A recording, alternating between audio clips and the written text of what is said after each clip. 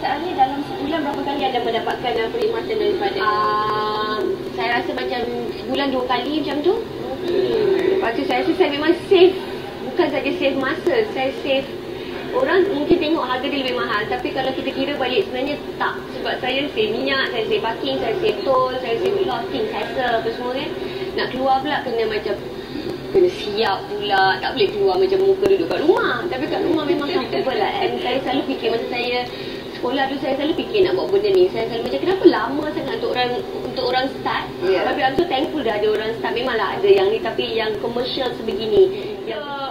Kita boleh tengoklah perkembangan perkhidmatan ni memang sekarang membesar dan orang pun memang appreciate. Memang sebab memang dia punya tu bagi keuntungan balik kepada kita sebenarnya. You feel so good duduk kat rumah kan. Jimat masa, jimat RM1 dan jimat pedak juga. Tak payah betul.